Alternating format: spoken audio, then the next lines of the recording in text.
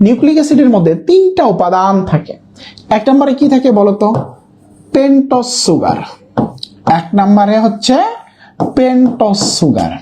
দুই নম্বরে যেটা থাকে সেটা হচ্ছে নাইট্রোজেনাস বেস। Nitrogenous base. একটু সাবধানে থাকবা, প্রচুর ভাইরাল ফিভার হচ্ছে, আমার পা হচ্ছে প্রচন্ড ব্যথা করতেছে আর কি। তারপর দেখো যে নাইট্রোজেনাস বেস। আর তিন নম্বরে যেটা থাকে সেটা হচ্ছে অজৈব ফসফেট বা H3PO4। 1 ঘন্টার মধ্যে আমরা শেষ করে দেবো, প্যারা নিও না। তাহলে দেখো পেন্টোজ সুগার। পেন্টোজ সুগার মানে কি? 5 কার্বন বিশিষ্ট শর্করা। তো পেন্টোজ সুগার 5 কার্বন বিশিষ্ট অনেক শর্করা আছে পৃথিবীতে। তো আমরা দুইটা শর্করা নিয়ে পড়বো, একটা হচ্ছে কি রাইবোস, আরেকটা হচ্ছে কি বলতো ডিঅক্সিরাইবোস। ডিঅক্সিরাইবোস, একটা রাইবোস আর একটা হচ্ছে কি ডিঅক্সিরাইবোস। তারপর আসো নাইট্রোজেনাস বেস। নাইট্রোজেনাস বেসও হচ্ছে দুই প্রকার, একটা হচ্ছে পিউরিন আর একটা হচ্ছে পাইরিমিডিন। পিউরিন আর একটা হচ্ছে কি বলতো পাইরিমিডিন। ঠিক আছে, এই পিউরিনের মধ্যে হচ্ছে আমরা পাবো হচ্ছে অ্যাডেনিন, গুয়ানিন। পাইরিমিডিনের মধ্যে পাবো হচ্ছে থায়ামিন, সাইটোসিল আর হচ্ছে কি বলতো ইউরাসিল আর হচ্ছে কি H3,4। তার মানে দেখো যে একটা নিউক্লিক অ্যাসিড গঠনের জন্য, ঠিক আছে, যে একটা নিউক্লিক অ্যাসিড হচ্ছে গঠনের জন্য তোমার কি লাগে? তিনটা উপাদান লাগে, পেন্টোজ সুগার, নাইট্রোজেনাস বেস আর কি বলতো H3PO4 বা অজৈব ফসফেট। এবার চলো আমরা একটু দেখি যে নিউক্লিক অ্যাসিডটা কিভাবে গঠিত হয়। এই একের সাথে যখন দুই যুক্ত হয় এটাকে আমরা বলি হচ্ছে নিউক্লিয়, হচ্ছে কি বলতো নিউক্লিওসাইড। এটাকে আমরা কি বলি? নিউক্লিওসাইড বলে থাকি। নিউক্লিওসাইড মানে এই পেন্টোজ সুগার আর নাইট্রোজেনাস বেস, মনে রাখবা অলওয়েজ হচ্ছে নাইট্রোজেনাস বেস গুলো পেন্টোজ সুগারের 1 নং কার্বনে যুক্ত হবে। কি বলছি বলতো? যে অলওয়েজ হচ্ছে নাইট্রোজেনাস বেস গুলো পেন্টোজ সুগারের কয় নং কার্বনে যুক্ত হবে? 1 নং কার্বনে যুক্ত হবে। তাহলে পেন্টোজ সুগার আর নাইট্রোজেনাস বেস যুক্ত হলে কি তৈরি করলো? নিউক্লিওসাইড। এবার এই নিউক্লিওসাইডের সাথে যখন H3PO4 যুক্ত হবে তখন সেটাকে আমরা বলবো নিউক্লিওটাইড। আর এরকম অসংখ্য নিউক্লিওটাইড মিলে তৈরি হয় নিউক্লিক অ্যাসিড। তাহলে দেখো যে এই নিউক্লিওসাইডের সাথে যখন H3PO4 বা অজৈব ফসফেট যুক্ত হবে সেটাকে আমরা বলবো কি নিউক্লিওটাইড।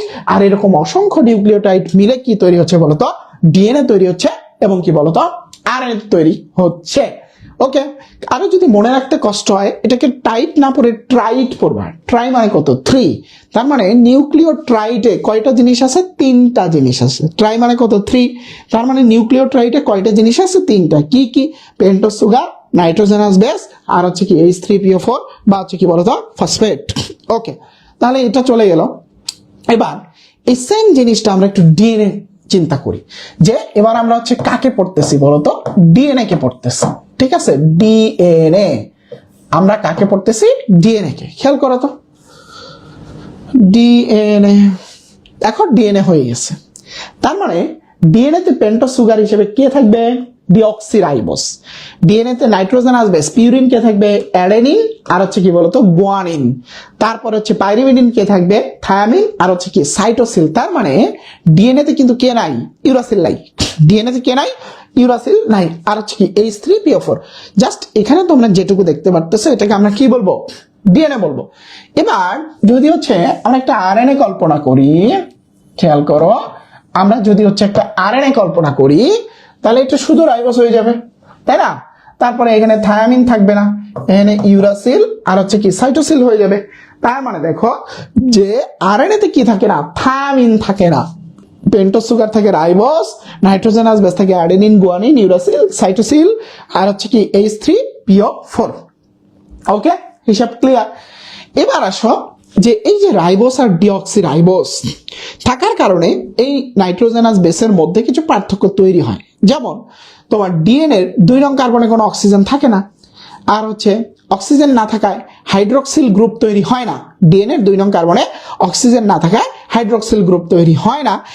আর হচ্ছে তোমার যেটা হয় সেটা হচ্ছে যে তোমার আরএনএ এর 2 নং কার্বনে অক্সিজেন থাকে, দ্যাটস ওয়াই সেখানে কি বলতো হাইড্রোক্সিল গ্রুপ তৈরি হয়। অর্থাৎ ব্যাপারটা হচ্ছে এরকম। এটা হচ্ছে একটা আরএনএ এর হচ্ছে স্ট্রাকচার।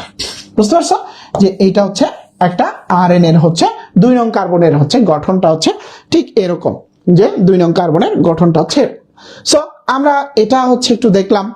এবার আমরা চলো যে এই যে অ্যাডেনিন, গুয়ানিন, থায়ামিন, সাইটোসিল, ইউরাসিল, অর্থাৎ হচ্ছে আমরা তোমার ডিএনএ নিয়ে পড়বো আর কি।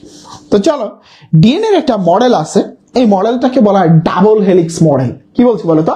Double helix model. এটা কে দিছে?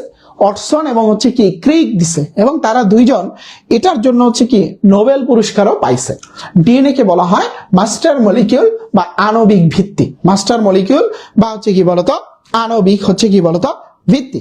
তাহলে দেখো, এই ডিএনএ ডাবল হেলিক্সটা মডেলটা পড়ার আগে আমাদেরকে কিছু জিনিস জানতে হবে, যে অ্যাডেনিনের সাথে যুক্ত হয় কে? থায়ামিন। তারপরে হচ্ছে গুয়ানিনের সাথে যুক্ত হয় হচ্ছে কে? সাইটোসিল। অ্যাডেনিনের সাথে যখন থায়ামিন যুক্ত হচ্ছে মাঝখানে 2টা হাইড্রোজেন বন্ড, আর গুয়ানিনের সাথে যখন সাইটোসিল যুক্ত হচ্ছে মাঝখানে কি বলতো 3টা হাইড্রোজেন বন্ড। তার মানে কোথায় 2টা হাইড্রোজেন বন্ড, কোথায় 3টা হাইড্রোজেন বন্ড, এটা কিন্তু মনে রাখতে হবে। এবার খেয়াল করো, এই অ্যাডেনিন আর হচ্ছে গুয়ানিন এরা কি পিউরিন বেস, আর থায়ামিন আর হচ্ছে সাইটোসিল এরা কি পাইরিমিডিন বেস। তো একজন বিজ্ঞানী আছে, ওনার নাম হচ্ছে চারগপস, বুঝতে পারছো? ওনার নাম হচ্ছে চারগপস। তো ওই ব্যাটা যেটা বলছে যে একটা নিউক্লিক অ্যাসিডের ভিতরে মানে ডিএনএ এর ভিতরে পিউরিন বেস এবং পাইরিমিডিন বেসের সংখ্যা সমান থাকে, বা যতগুলো অ্যাডেনিন থাকে ততগুলো গুয়ানিন, যতগুলো থায়ামিন ততগুলো কি বলতো সাইটোসিল। অর্থাৎ আমি যদি একদম সহজ করে বলি, যতগুলো অ্যাডেনিন থাকবে ততগুলো থায়ামিন, যতগুলো গুয়ানিন থাকবে ততগুলো কি বলতো সাইটোসিল, ততগুলো হচ্ছে সাইটোসিল। এই জিনিসটাকে বলা হচ্ছে চারগপ রুলস। তাহলে চলো আমরা হচ্ছে একটা ডিএনএ আর্ট করার চেষ্টা করি, ঠিক আছে? আমরা একটা ডিএনএ আর্ট করার চেষ্টা করি, তোমরা তোমাদের মতো করে আর্ট করো, আমি হচ্ছে আমার মতো করে হচ্ছে আর্ট করি আর কি। খেয়াল করো, হ্যাঁ তোমরা তোমাদের মতো করে আর্ট করো, ওকে, আমি আমার মতো করে হচ্ছে আর্ট করি।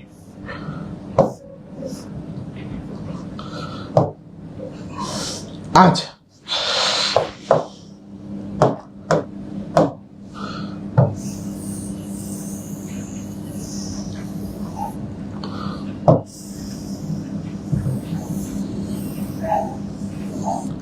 এমন কিছু আর্ট করো না যাতে মানুষ সাপ ভেবে হচ্ছে তোমাকে পিটানি দেয়, ঠিক আছে?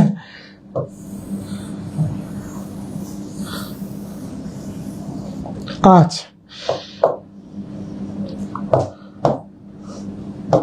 এটা তো আমি মুছে দিছি, তোমরা তো মুছে দিতে পারবে না। তাহলে দেখো, এটা হচ্ছে কি বলতো ডিএনএ, তাই না? এটা হচ্ছে কি বলতো ডিএনএ। এই যে ডিএনএ, এইটাকে যদি আমরা বলি 3 প্রাইম, এটাকে বলি 5 প্রাইম, এটা 5 প্রাইম, এটা হচ্ছে কি 3 প্রাইম। তাহলে ভাইরা, এই 3 প্রাইম 5 প্রাইম আসলে কিভাবে তৈরি হয় একটু ফ্ল্যাশব্যাকে চলে যাই আমরা। এই যে আমরা বলছিলাম যে নাইট্রোজেনাস বেসগুলো অলওয়েজ পেন্টোজ সুগারের 1 নং কার্বনে যুক্ত হয়, আর এই যে ফসফেট আছে H3PO4, এই H3PO4টা অলওয়েজ হচ্ছে পেন্টোজ সুগারের 3 অথবা 5, প্রথমে 3 যুক্ত হলে তারপরে 5, প্রথমে 5 যুক্ত হলে তারপরে কি 3। এই কারণে আমরা এই যে 5 প্রাইম তারপরে কি বলতো 3 প্রাইম এগুলো হচ্ছে দেখতে পাই। তার মানে আমরা কি কি বললাম ভাইরা বলতো, যে এই যে তোমার হচ্ছে H3PO4টা হচ্ছে কি যুক্ত হচ্ছে, একবার 3 নং কার্বনে, একবার 5 নং কার্বনে। 3 নং কার্বনে যুক্ত হলে 3 প্রাইম, 5 নং কার্বনে কি বলতো 5 প্রাইম। ওকে, ভালো কথা। এবার আসো, এটা একটা হেলিক্স, এটা একটা হেলিক্স। এই যে মাঝখানে যে অংশটা, এটাকে বলা হয় হেলিক্স দুটোর ব্যাস। এটা হচ্ছে 20 অ্যাংস্ট্রম, ঠিক আছে? হেলিক্স দুটোর ব্যাস হচ্ছে কত বলতো 20 অ্যাংস্ট্রম, বুঝতে পারছো? 20 অ্যাংস্ট্রম হচ্ছে কি হেলিক্স দুটোর ব্যাস। তারপরে খেয়াল করো, এই যে এখান থেকে শুরু করে এই পর্যন্ত, এটা হচ্ছে একটা পূর্ণাঙ্গ প্যাচ। এখান থেকে শুরু করে এই পর্যন্ত এটা হচ্ছে পূর্ণাঙ্গ প্যাচ, এটা হচ্ছে 34 অ্যাংস্ট্রম। অর্থাৎ তোমাদেরকে যদি জিজ্ঞেস করা হয় যে একটি পূর্ণাঙ্গ প্যাচের দৈর্ঘ্য কত, তাহলে অ্যান্সার করতে হবে কি বলতো 34 অ্যাংস্ট্রম। তাহলে এখান থেকে এই পর্যন্ত কি বলতো 34 অ্যাংস্ট্রম। এবার খেয়াল করো, এই 34 অ্যাংস্ট্রমের ভিতরে 10 জোড়া করে মনোনিউক্লিওটাইড অবস্থান করে। তোমার এই পাশে 10টা, ওই পাশে 10টা, 10 জোড়া করে মনোনিউক্লিওটাইড অবস্থান করে। তো তখন তার কি সমান দূরত্বে অবস্থান করে, যে এরকম এরকম এরকম মনে করো 10টা আছে এখানে, এরকম সমান দূরত্ব অবস্থান করে। তাহলে দেখো টোটাল দূরত্বটা যদি 34 হয়, তাহলে একটা থেকে আরেকটার দূরত্ব হচ্ছে 3.4 অ্যাংস্ট্রম।